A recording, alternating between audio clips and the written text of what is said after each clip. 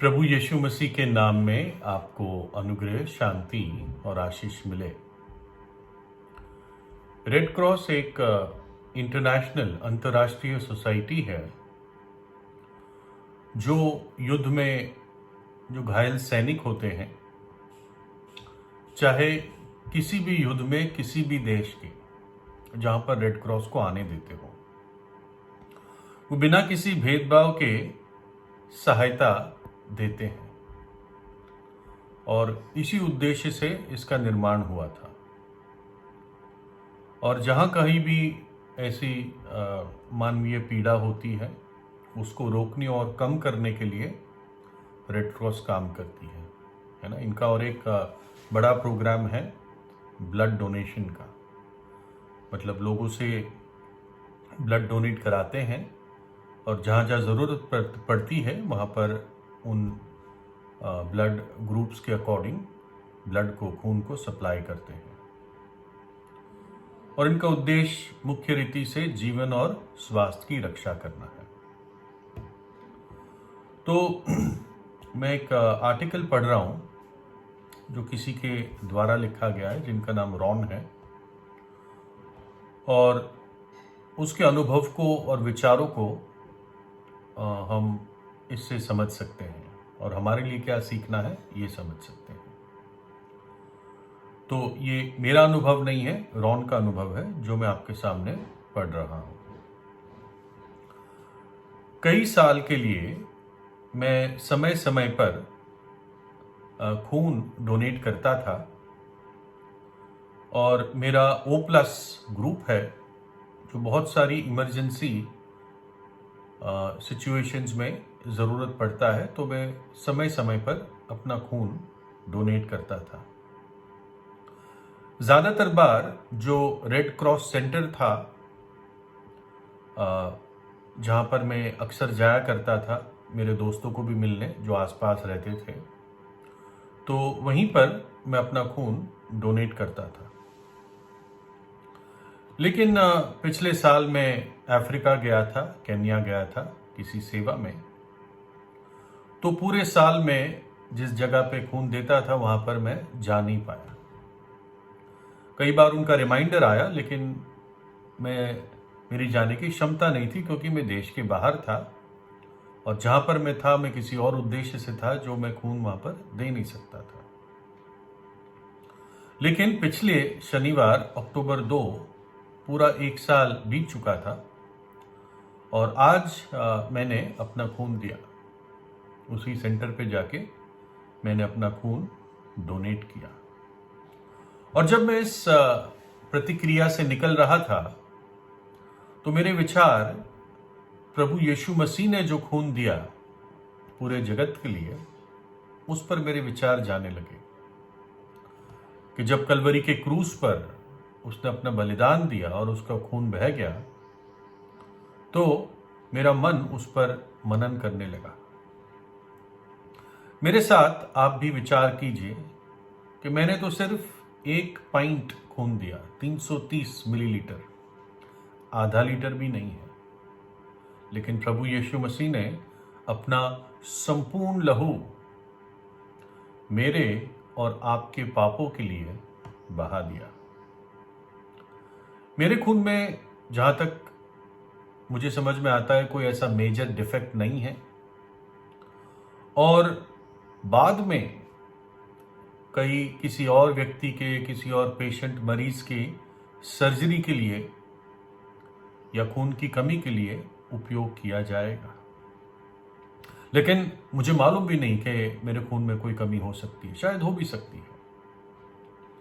लेकिन प्रभु यीशु मसीह का लहू पवित्र और पाप रहित था और जगत के पापों के प्रायश्चित के लिए वो बह गया। सिर्फ यीशु का लहू ही है पूरे विश्व में जिसको बहुमूल्य लहू कहा गया है। आपने O+ B- वगैरह वगैरह ग्रुप्स खून के सुने हैं, लेकिन बहुमूल्य कभी नहीं सुना। मैं जब खून देने गया तो एक अच्छी सी कुर्सी पर बैठा एक एयर कंडीशन कमरे में मैं बैठा और सब कुछ सैनिटाइज था, साफ सुथरा था, जब मेरा खून निकाला जा रहा था। लेकिन प्रभु यीशु उस क्रूर लकड़ी के क्रूस पर और भयंकर गर्मी में दोपहर की, और दुष्ट लोग चिल्ला रहे थे, इसको क्रूस पर चढ़ा दो, इसको मार दो, इसको क्रूस पर चढ़ा दो। ऐसे वातावरण में उसने अपना खून दिया। मेरा खून तो एक सुई की नोक से निकाला गया और एक प्लास्टिक बैग में भरा गया। लेकिन प्रभु यीशु का लहू, उसके शरीर पर बहुत सारे घाव हो चुके थे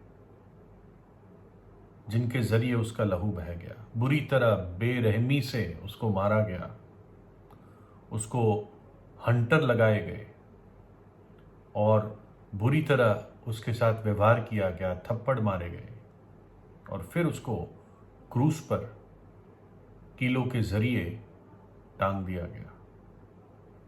8 से 10 इंच लंबे लोहे के कील, जो हंटर भी, जो कोड़े भी उसको लगाए, उसमें भी घोड़े की सूखी हड्डियों के टुकड़े जो नोकीले होते हैं, या छोटी कीलें उस कोड़े में होती है ताकि मांस को उधेड़कर खींच के निकाल दे, ताकि व्यक्ति क्रूस पर जाने से पहले ही आधा या आधे से ज्यादा मर जाए खून बह बह के, क्योंकि जीवन खून में होता है। भविष्यवाणी थी प्रभु यीशु के लिए, हलवाहों ने मेरी पीठ के ऊपर हल चलाया और लंबी लंबी रेखाएं की। भजन 129:3। इतने घाव हो गए थे मानो के हलवाओं ने उसके पीठ पर हल चला दिया। फिर रॉन ने आगे लिखा कि मैंने अपना जब खून दिया, डोनेट कर दिया, तो मुझे उन्होंने थोड़ा से स्नैक्स दिए और एक पीने का फ्रूट जूस दिया, ताकि मेरी ताकत, मेरी एनर्जी, मेरा खून फिर से बन जाए और मैं फिर से वापस घर जा सकूं और अपने नॉर्मल काम को कर सकूं। जब प्रभु यीशु क्रूस पर था तो उसको पीने के लिए सिरका दिया गया, और जब वो उसने अपने प्राण दे दिए तो उसके शरीर को उतार कर फिर एक नई कब्र में उसको रखा गया।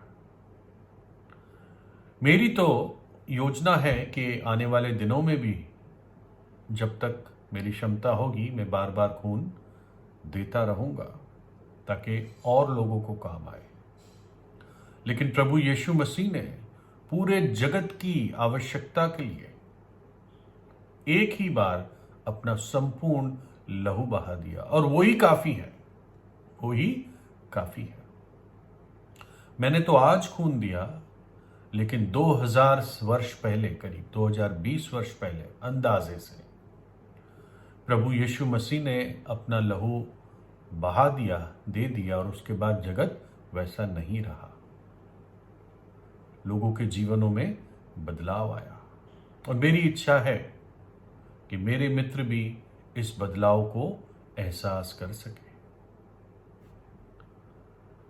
यहां तक रॉन के शब्द थे या विचार थे।